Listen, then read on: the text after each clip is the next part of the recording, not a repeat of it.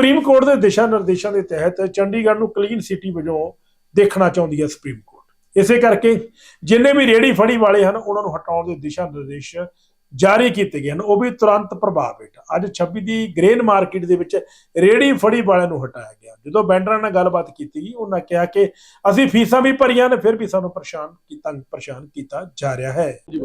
Sir 2016 से हम यहाँ लगातार बैठे हुए हैं, फीस हमारी सारी ओके हो रखी है, हमें क्यों बेकर गया जा रहा है हमें बताया भी नहीं जा रहा है प्रशासन की तरफ से। हम अपनी तरफ से ही चाहते हैं हमें कारोबार करने दिया जाए और हमारी रोटी रोटी चलनी चाहिए, हमें बर्बाद ना किया जाए। हम इतने पैसे भर के कहाँ से पूरे करेंगे? हम अपनी तरफ से यही चाहते हैं प्रशासन में दो आपको लगाने नहीं दे रहे तो पैसे किस बात के ले रहे हैं? तो यही तो हमें समस्या आ रही है। हमारा सर्वे यही का हुआ, कागज पत्तर सारे हमारे यही, फोटो हमारी 17 में इनकी 17 सेक्टर एमसी हमारे दफ्तर में जमा हो रखी है। अब हम कहाँ जाए उसको लेके? हमारे को कोई चारा नहीं नजर आ रहा है। कृपया आप हमारी मीडिया साहब हमारी मदद करें और आगे का हमें रास्ता दें।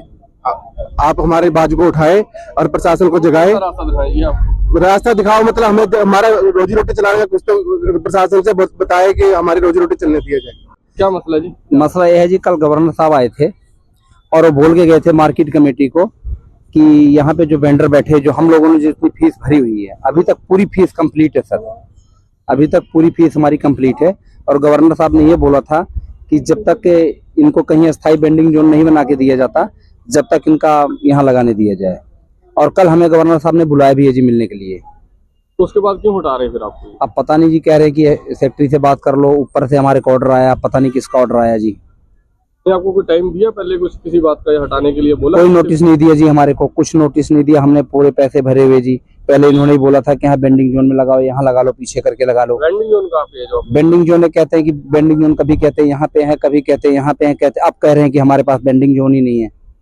तो कहाँ लगाओगे फिर आप रेडी? अब हमें तो सड़क पे लगाएंगे जी, क्या करेंगे? हमारे बच्चे भूखे मर जाएंगे इस तरीके से तो जी। अगर आपको वेंडिंग जोन या जगह नहीं देते आपको लगाने के लिए, उसके बाद आप क्या करोगे? अब हम क्या करेंगे जी, हम तो भूखे मर जाएंगे फिर इस तरीके से। हमारे बच्चे तो भूखे मर जाएंगे ना, हम तो रोज कमाने और रोज खाने वाले आदमी है जी। हमारे पास तो बिल्कुल कोई चारा नहीं रह गया जी। अब हम तो गरीब आदमी, हमारे पास कुछ भी नहीं है। प्रशासन को क्या बोलना चाहते? प्रशासन के ही बोलना चाहता है जी कि हमारी तरफ नरम रुख अपनाया जाए और देखा जाए कि हम लोग कैसे मतलब अपनी रोजी रोटी चलाएं जी। हमारी रोजी रोटी का मुद्दा जी। हमारे बच्चे स्कूलों में जा रहे हैं, लाइसेंस हमारे को बना के दिया हुआ जी। हमारे पास कमरे का मकान किराए का है जी। बच्चे हमारे पढ़ने जा रहे हैं, उनका स्कूलों का खर्चा है जी। रोज कमाने और रोज खाने वाले हैं जी। और हमने इसी मार्केट कमेटी में कैंप भी लगाया था जी। हम लोगों ने फीस लाइसेंस बने हमें कम से कम 8-9 साल हो गया जी। 2017 में बने हुए जी। उसके बाद भी नहीं लगाने दे रहे जी। लाइसेंस किस बात का बना है? पता नहीं, कहते हैं कि ये बेंडिंग, ये एमसी का है, ये एमसी की लैंड है। नहीं, कहते हैं ये मार्केट कमेटी की लैंड है। एमसी वाले के पास जाओ, एमसी से पूछो, एमसी आपको कहाँ देती है? एमसी देखेगी। हम यहाँ झाड़ू लगाते, मार्केट कमेटी झाड़ू लगाती है तो मार्केट कमेटी अपना फीस खुद लेगी, या तो एमसी अपना झाड़ू लगवाए, एमसी अपना जगह दे जी सर। और सर्वे हमारा यहाँ पे इसी जगह पे हमारा सर्वे करके राजेश शर्मा करके गए जी। हमारा एमसी से आए थे, 2 बार सर्वे करके गए हमने सर।